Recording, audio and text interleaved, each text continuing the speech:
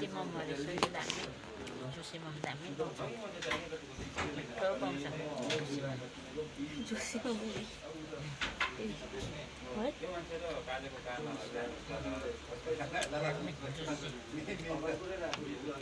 बोसोघरीमा चाहिँ दामी पाउँछ बिफको मोमो चाहिँ हामी जहिले चाहिँ आएर खान्छ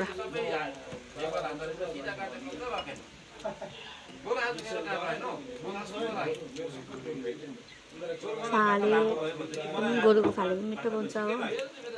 बिफ पनि मिठो पाउँछ